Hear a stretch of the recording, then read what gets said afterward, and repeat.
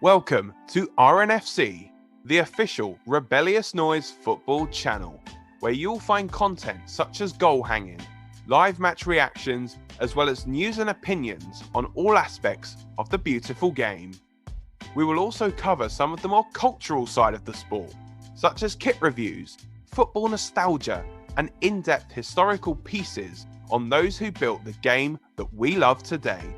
So win, lose or draw, make sure you subscribe before the full-time whistle blows.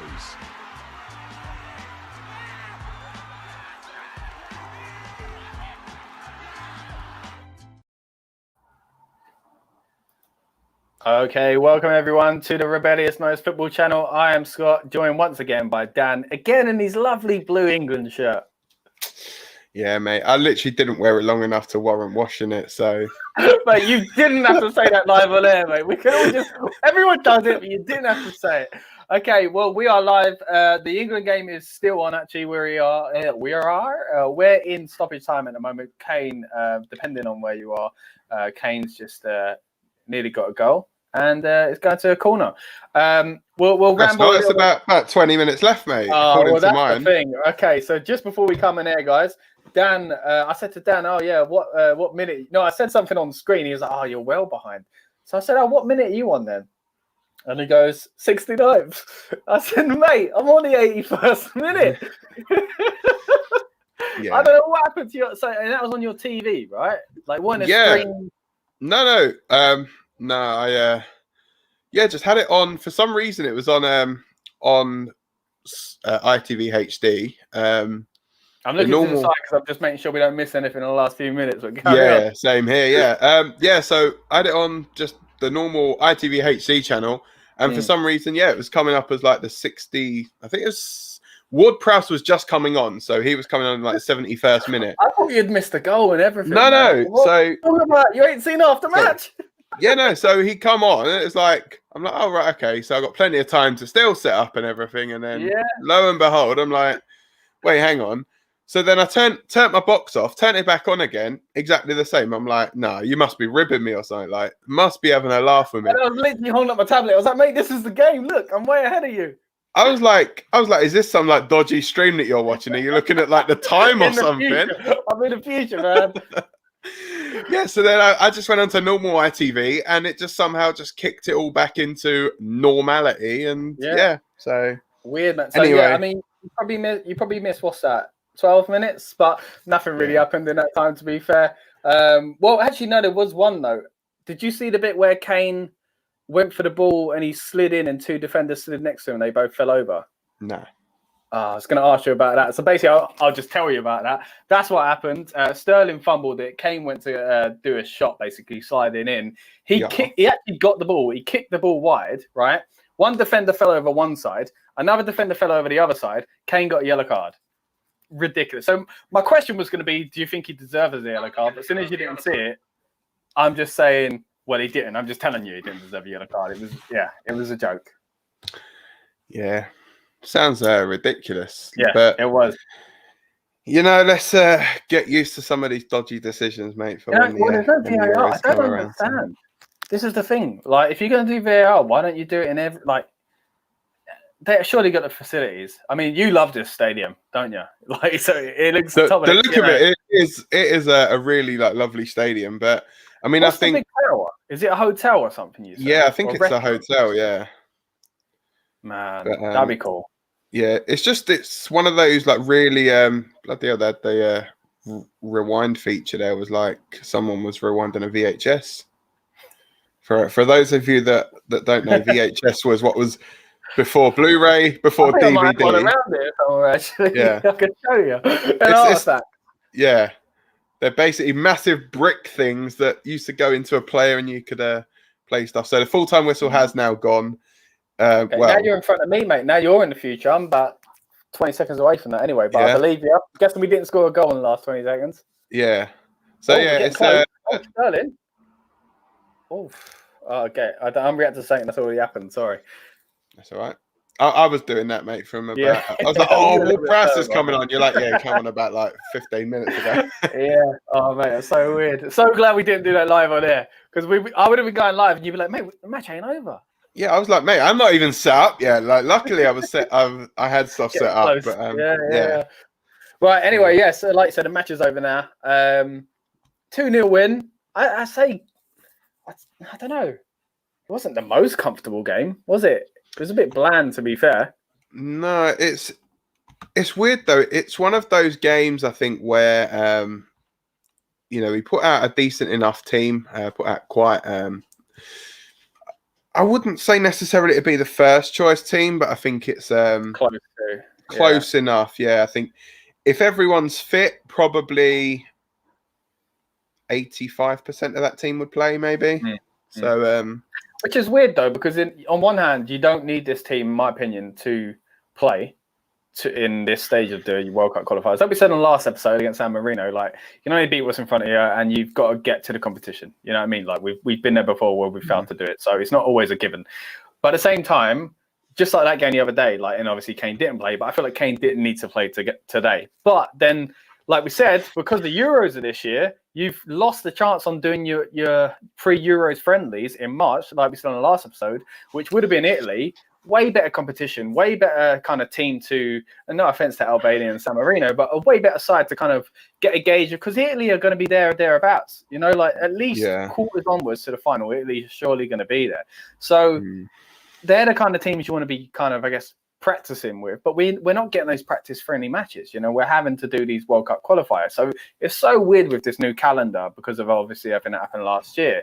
But because of that, if this was a normal year, I'd say don't play close to Euro squad. But because, weirdly enough, we've lost out on those pre-Euros friendlies, apart from the ones in early June, these are kind of like he has to play this squad. Otherwise, come the Euros, we haven't got our squad together. Yeah, I mean, so if I literally go through the starting lineup that he put out. So Nick Pope obviously kept goal from the other night as well against San Marino. I like that, but I don't think he will for the Euros, if I'm honest. But... No, I mean Pickford, I think will be number one. I think so. Obviously, I'll be doing a video at some point about the team that I think will go to the Euros. Spoiler, I think that Nick Pope, Dean Henderson and Jordan Pickford will be the three goalkeepers. So there you go. You can have that one for free, guys. So little preview for the video later in the year. Yeah. So I think with Pope, I think, although he's a decent understudy to Pickford, I think in his own right, he could well be England's number one. I think it's just a case of, he's more, I think he's very solid in goal. Like Pickford can be a little bit erratic. I think with Pope, I think he's more like solid. So he actually made a little bit of history as well in this game. He's the first England goalkeeper to keep consecutive clean sheets in his first 6 matches for England. So wow, that's quite impressive. So very good. I mean, it's always going to be a thing of, is it because of obviously the teams that he's playing against? Has he played in any big games? But well, obviously being second choice, probably not. I don't remember him really in any big games. Yeah, so I think it's so I think he'll definitely go to the Euros, but it's in fairness, I'd like to see him going in as number one, but I don't think he will. Then you look at like the back four, obviously Walker, Shaw, Stones, and Maguire. It's weird because it's like a United and City combination really at the back. So I think that Maguire and Stones will probably be the main defenders or the main centre halves really in the tournament. But fullback wise, as we discussed on the previous one, it's going to be tough. I think I like the way that Shaw played tonight. Decent cross for Kane's goal, obviously. Shawberto Carlos. So not long after that as well, Sterling's ball in as well for the goal was exactly really good as well. So then Kyle Walker obviously playing at right back for this one. He's solid hand really playing there. It's just one of those things I think with him where if everybody's fit and available, does he play? Does he play over Trippier, over Wan-Bissaka over Alexander-Arnold. So and I guess a lot of it is the formation as well, because he'd have if you're doing three at the back as well.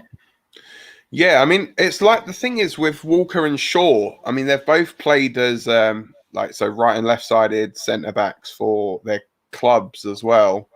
Obviously, with Walker, he's played more there for England as well. Shaw obviously has played alongside Maguire in a back three for United a couple of times.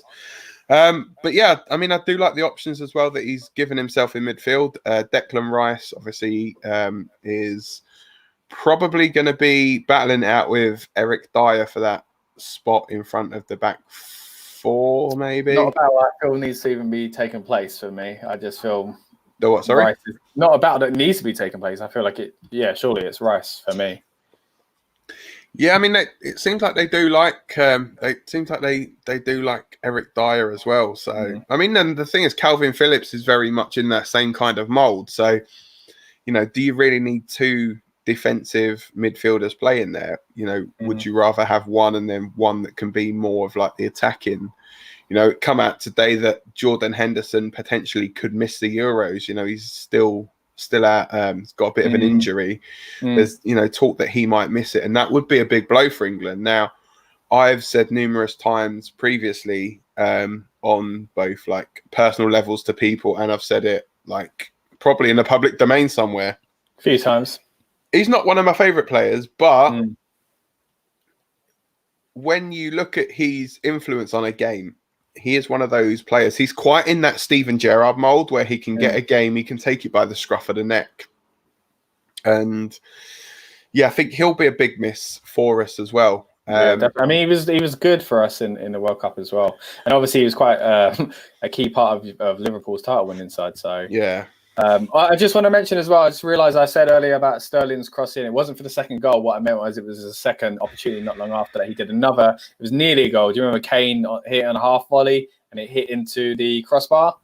Yeah. Fantastic cross from Sterling. But yeah, that was literally like 3 minutes, I think, afterwards, because my notes just says, how the heck has Kane missed this and hit the bar from about 3 yards out? Okay, so I seem to be having some mic troubles. Is that right, Dan? Am I having some mic troubles? So what we'll do, it sounds like it's just hitting. It sounds like every time it's hitting the badge, it's popping. Give me a sec. I was saying, give me a sec. Could you hear me there? Yeah, we can hear you. Don't worry, mate. Okay, hold on. Let's feel for time. So, can you hear me? Can you hear me? Yeah, I can hear you. All right, is that any better? Somewhat. Okay. Well, there's not really much I can seem to do then. Okay, let's try with this. Sorry, guys. Live show and all that. Okay. So, let's see if I can get another setup in the background. I'll let you fill for the most part. What do you want to talk about, Dan? So I'll continue on for a little bit. So the highlights are just on now about what's happened, obviously, with the goals and that, and Kane's positioning for it. Obviously, the first goal was a nice little ball back from Mount. Another player, really, I think Mason Mount. What an incredible talent this guy is as well. Can play anywhere across the midfield by the looks of things. I just feel he has got just such raw talent. I think him, Foden, and Grealish, I think, could well be those three players that play behind the striker for England. But obviously you've got the likes of Raheem Sterling, Marcus Rashford that will play there as well. But there's just so many options that we've got at the moment. And obviously Harry Kane, the main man, scoring his first England goal in 500 days. I nearly said 500 games there, but that's a long time. Well, for someone like Kane, First goal in 500 days for England. I think it was November 2019, I think, was his last one. Obviously, going back to the talk about Mason Mount, obviously, he had a really, really good showing as well in this game. His fourth international goal. He was probably one of our best players today. Him and Foden again. I can't speak highly of them two. they are definitely for me shoo-ins for highly enough. You can speak highly of them. So. Yeah, it's I'm going through the rest of the squad right now and just having a look, and on the bench there's probably 5 or 6. I think there's probably at least 5 or 6 of those players that won't make the final squad. So obviously Gareth Southgate is saying that he does know he's starting 11 pretty much for the opening game of the Euros. He said he does know it now. Yeah, he said like literally if the tournament was to start, he would know exactly what the what his lineup would be. Okay. It's good thing he does, because I don't think at the moment I think everyone else are probably going to be a little bit divided really on who would make that squad or who would make the starting lineup really. But yeah, overall I think the game was okay. I mean, well, obviously what I saw of it, because as up until like the 62nd minute, I thought we were about the 69th minute, we were actually doing quite well second half. The higher press was a lot better in the second half. First half I thought seemed a little bit cagey, like we struggled to get into the game a little bit, but we were relying more on balls into the box, which obviously from the wingers and from the fullbacks. But yeah, I think overall we did what we needed to do. It was there we go. I am back. He's back the whole time. It's just you might be able to hear me now. Is that any better? Yeah, it's a little bit. It's a tad on the quiet side, but we can hear you clearer. Shout. Yeah, just pretend that you're in the game and you're ordering a pint at the bar. Okay, right. Bear with us, guys. It's going to take a little bit of time. All right. So, Jan, I'll let you take over a little bit longer, and then we're gonna fix this. Yeah. So, as I say, overall, I think the game was good. Obviously, we're looking forward to the Poland game in midweek. Don't forget, we'll actually be live again after the Poland game, discussing that. It's going to be interesting, I think. So you look through the subs bench, players that would potentially come in for that. So we know, obviously, Reece James started at right back against San Marino. Kyle Walker started at right back for this game. I think you could well see Trippier start at right back. Maybe Mings and Cody will start as centre backs, or it will be one of them with Maguire. So, because obviously Stone's playing in the first two, they'll probably keep Maguire for the second one and have one of them sitting alongside him. It will most likely be. See, I'd like to see Ollie Watkins get a start out against Poland, but I don't think he will. I think Kane will retain his place up front. Obviously, Calvert-Lewin, Watkins on the bench. Jude Bellingham, I think possibly. If he does start, it's who do you drop, really? Because I think the central midfielders have all played pretty well. I think Rice, Phillips, and Ward-Prowse have all done really, really well. But I'd like to see Bellingham get a chance in there. Yeah. And Jesse Lingard obviously played against San Marino, had that ongoing battle with the San Marino goalkeeper. Obviously couldn't beat him on those occasions, but yeah, he's definitely played his way into contention. I think he may come in, but it's for who? Again, every player that's playing at the moment is playing so well. If you do drop the player out, it's who do you drop them for, or who come? It's a really nice situation for Gareth Southgate to have. Yeah, it's not the worst dilemma, but like you say, if he's saying he already knows what it is, that's quite interesting anyway. Yeah. I mean, I guess someone you'd hope he would, because of the time frame. Like I said, usually these would be the friendlies that are getting you used to, getting you ready and set up for that. So you'd hope he does know his team. But yeah, I like your cup, by the way. Oh, thanks. It's England theme. Look at that. Look. See a Three Lions crest on there.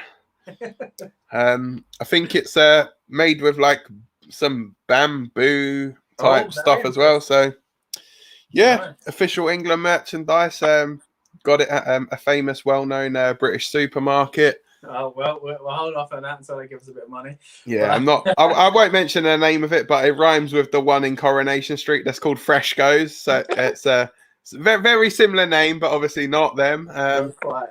And so. But what do you think about the Poland game coming up then? Because for me, that is the game where you do play your Euro side because, we're going up against Lewandowski, obviously. I assume you'll be playing. And when you're going up against arguably the best striker in the world, you're going to have to play a pretty good defence. So surely it's going to be, I think the team we play against Poland, barring anything happens, like, between now and then, like injuries, is surely going to be who would start against Croatia as the first game in the Euros? Yeah, possibly. Obviously, you've got Stones and Maguire in there. I could even see him reverting to a back three for it because I think if he's thinking that Poland are going to prove that much of a threat, then if he does seem like he favours the back three in like the bigger games against some of the bigger nations, but then could he maybe be a bit not necessarily defensive, but a bit more cautious, so to speak, about the whole Poland thing? You could maybe see Stones, Maguire plus one more. I think, I've liked Connor Cody every time he's come in. I think he has been solid. Likewise, Tyrone Mings. I think either of those would fit in really well alongside Stones and Maguire. And obviously, you've got the whole that we spoke about at the start of the show as well. Kyle Walker can fit in on the right side of it, or even Luke Shaw. As a left-footed option there. Because you could even go Luke Shaw there, Ben Chilwell out on the left, or on the other side, obviously Kyle Walker as the right-sided one. And then either Trippier or Reece James. So it's he's got options for definite. Or I've not even mentioned Declan Rice. Declan Rice can even slot back in and play as that third centre back. But, yeah. I mean, like we were saying in the other game, we're very lucky with the amount of different systems we can do, and the amount of players we've got. Credit to their club managers, I'd say as well, because the amount of players we've got that can play in different systems and different positions entirely is amazing. Like players even on the fringes, like Maitland-Niles, obviously when he got called up, obviously as an Arsenal fan, I'll mention Maitland-Niles and Saka. They were playing, they've been playing several different positions for Arsenal as well. So there's a lot of players in the side that thankfully we can take advantage of. Yeah, and I think that's the good thing as well, is when you've got so many players that can play in different positions, it gives you that kind of bit of flexibility. So, I mean, you look, obviously Harry Kane's going to be your main man through the middle, barring any injury. Harry Kane will be our centre forward at the Euros. But it's, do you play him up there on his own? Do you play him up there as maybe a front two? And then if you do play him as a two, who do you play with him? Because Raheem Sterling is comfortable playing there. You've got the two that obviously were on the bench. You've got Dominic Calvert-Lewin, Ollie Watkins. You've got Marcus Rashford to come back. At a push, there's even Mason Greenwood. That maybe he's a bit young to be in that setup. But then you look at, you've got Jude Bellingham's in the squad. I think as well it is really about as well some of the players that haven't necessarily made the squad, and there are some really sort of big names that he's missing out of the squad at the moment, and some youngsters that are coming through that maybe deserve a chance. I've seen a little bit of Arsenal this season, and Smith Rowe looks like a decent option as well. But again, is it a bit too soon?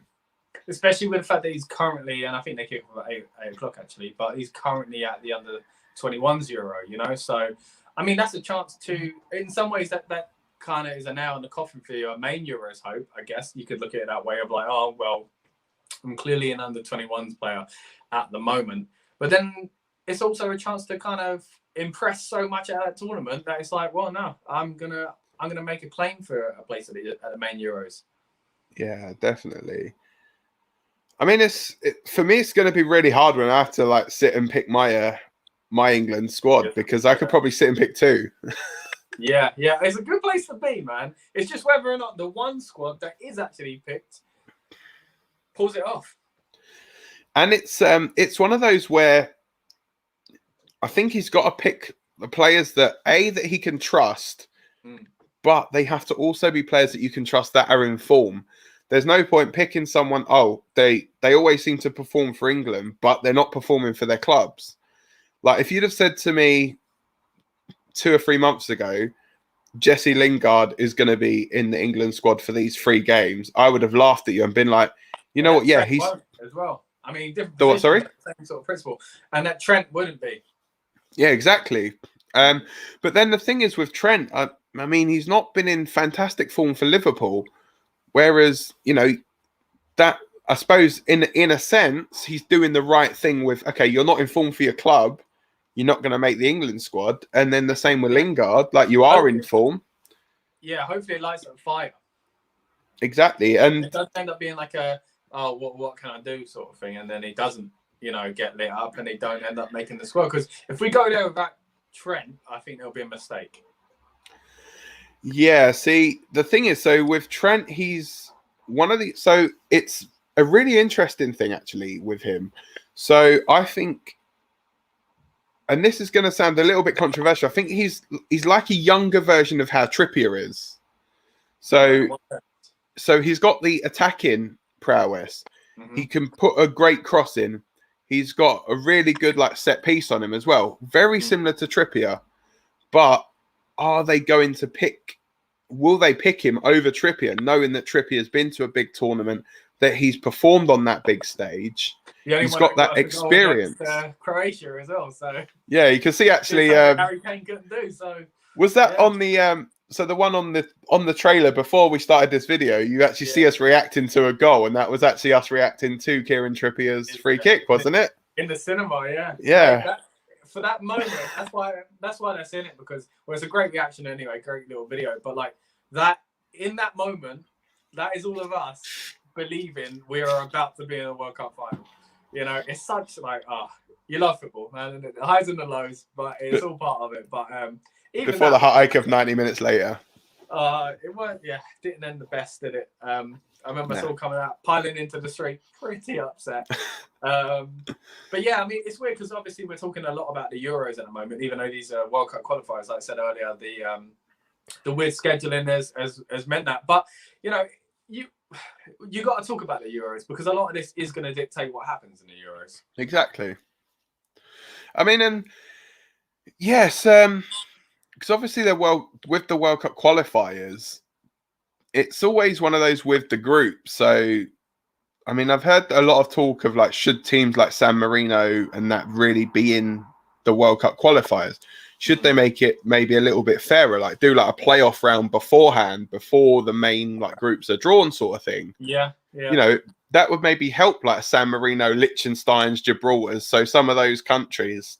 But then what happens at that point? Because then they either get what you're saying, so they get into the group stage still, because then the same thing happens again, or they bypass that, they've had their own mini group, and then again the same thing happens at the World Cup and they get smacked up.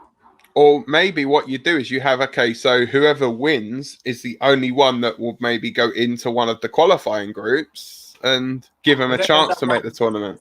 That's what I mean, that one team of the bad bunch, I guess. But at the same time, but then the other argument is that, no, put them all in the qualifiers the way it is, because you can only get better by playing against great opposition, you know? Like, I know obviously they lost 5-0, and we were talking about in that reaction to that game. If you haven't checked it out, please go watch that, because there's some interesting talking there as well. But it's on our channel. So if you don't play the big teams, like, they will take a lot out of play. Like that goalkeeper, we're talking about the keeper, obviously, you let him 5 goals, but other than, it sounds weird, but my goodness, what performance, man. Like, yeah, he had a really good game. He was 1 goal away from being the best ever San Marino goalkeeper, which sounds weird. But these are the little things you would hold on to in teams like that, you know, that they would be genuine accomplishments, you know? So I just feel like you kind of still, like, even though they got, you know, you can look at it as they got battered, they didn't compete, right? But those players will grow and they will learn from the time they played against Sterling, the time they played against, you know, whoever else in the side. You know, obviously I picked Sterling because he's probably one of the bigger names at the moment, you know. Yeah. Man City win on all the silverware. But, you know, there are a lot of players in that team that you're going to say, you know what, when I came up against them, my game, it taught me this and it taught me that. And I don't mean to be talking down about San Marino. People do it enough. But what I'm getting at is that if these guys don't play great competition, all right, they're not going to get through, but they kind of won't get any better. Yeah, I think it's as well. They could look at it as like a personal battle, like, oh, Raheem Sterling played against me or whoever it was. So, all right, say for example, the one who was playing against Jesse Lingard, they could be like, oh, I played against Jesse Lingard all night. He didn't score, so it's like I've done my job, sort of thing. The player that I was kind of picking up for 90 minutes didn't get on the score sheet. I've done my job. It's true. Yeah, I suppose that that's one way of them looking at it, I guess. But yeah, I think, as I say, like looking forward, obviously, to the Poland game, I think that's probably going to be one of our tougher tests. And, let's hope when we actually go to play them out in Warsaw, let's hope that the roof can open or close. Obviously, we had that issue last time we were out there and they had to reschedule the game. I'll be honest with you, and I don't want to be on a downer here, but I'm not that optimistic about Wednesday's game. Simply because I felt like, although we won 2-0 today, maybe it's just an excitement thing, but I felt like it was quite a boring game. We took our chances when we had them, but for me,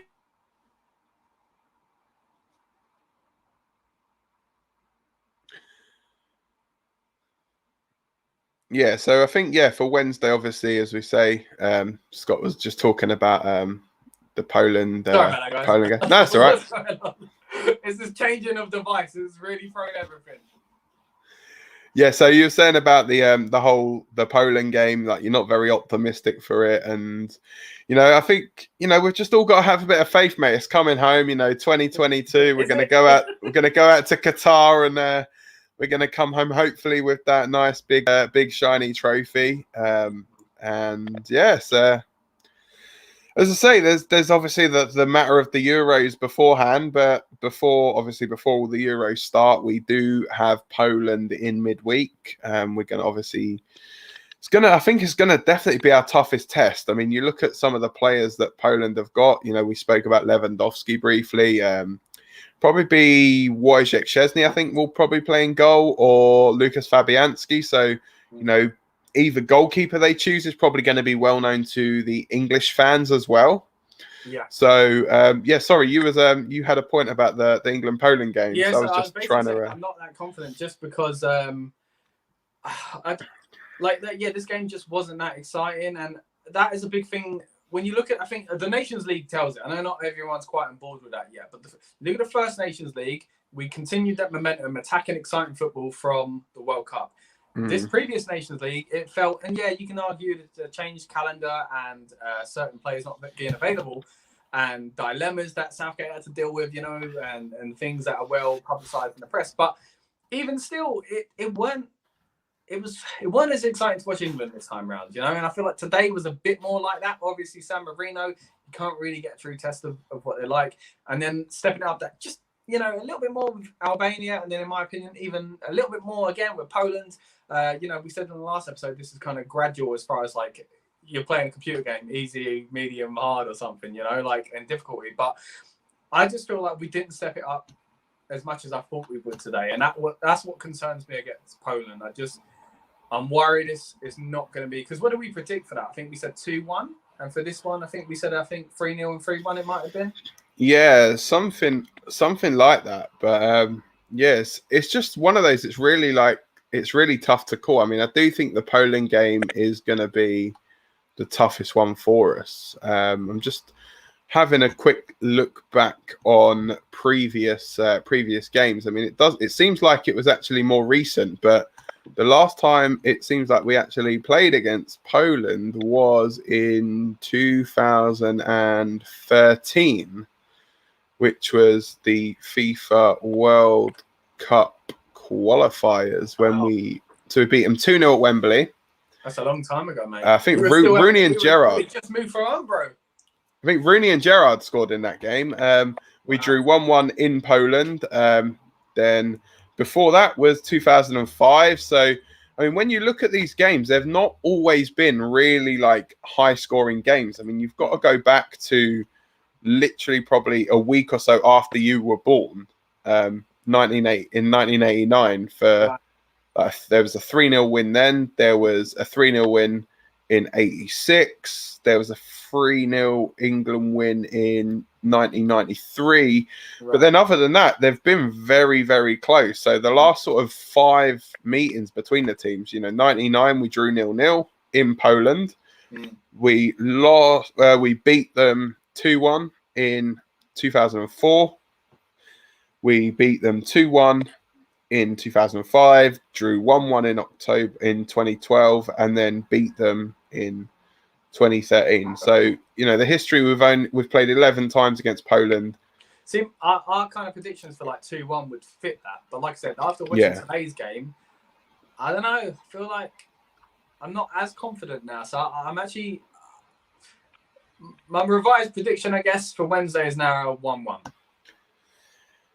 Yeah, I'm probably still going to stick with. I'll probably still stick with 2-1. I still think we're going to have enough to get over the line in this game, because I think we've got enough. We've got enough quality from set pieces as well. You've got obviously Ward-Prowse, who can put a ball on a sixpence from corners, free kicks. You've got obviously Trippier, who we know he can take a mean free kick and corners as well. So. Yeah, I just think, we've got enough firepower. Like Calvert-Lewin and Kane, they're both in good form. Ollie Watkins is in good form. We've got goals in our team for definite. I've got Mike here. Mike Richmond is saying a 3-1. I'm guessing that's a victory because we are the home team. 3-1. Heard it here first, he says. So we'll all stick a tenner on that, Mike, and then if it's wrong, you can reimburse us all. Happy with that, Mike. Let us know. Yeah, so we'll get that reimbursement from you at some point. But yes, I think we've definitely got enough, obviously, to go on and beat them. I still say 2-1. I don't think we're going to score 3. I think we'll score 2. And I think, do I say 1 though, or do I think Pope's going to keep another clean sheet? So I think Nick Pope. That's the other thing. Yeah, I think so. Wrong, don't get me wrong, but if it is going towards the trying out more things towards Euros, maybe he's want to try. But then again, Poland's not really a game you want to try out in, is it? Yeah, it's one of those. I think if he's going for more of what he's going to play at the Euros, then I think Pope will have to start. So yeah. Well, all in all, I feel like today was. Oh, here we go. Mike's updating us. His money involved score draw then. There you go. A little bit safer. I think today's game, it was good. It wasn't a nice, exciting game. Like I said, it is a bit of a worry for me. It did remind me of those kind of Nations League games where we weren't as exciting as we have been in previous years. But yeah, I'm sure. Look, we can beat Poland. You know what I mean? But I guess I'm a little bit burnt by today's performance. It wasn't bad, and maybe that's it. Maybe it was keeping it kind of reserved because Poland's a bigger game. Yeah, I mean, it was all right. Like what I actually saw of it. Yeah, other than your TV messing up there. Yeah, we've had all the technical issues today. I was saying before we came on air, I sliced my finger open. I burnt my hand as well, the same one. We've just had a lot of bad luck today, but thanks to those that have watched and are currently watching as well on demand after this has been live as well. Thanks for sticking with us, guys. Exactly. Yeah, please subscribe, check out more of our content. Obviously, we're a brand new channel here. We've split off from the original Rebellious Noise channel, but this is the new Rebellious Noise Football Channel, hence the RNFC.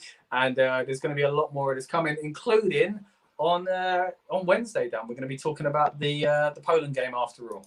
We are indeed, and hopefully we're right in our predictions that England are going to win. Hopefully we're not sitting here. Original one of 2-1 because again my updated one is now a draw. I hope I'm wrong, but yeah. Yeah, hopefully we're not sitting here mourning a defeat for England, but we've been burnt before. You quite literally, not so long ago.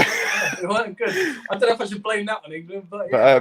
But yeah, we've been burnt before with England. So obviously we know we've definitely got one person that's gonna be back. So thanks, Mike. We've not turned you off too much, hopefully.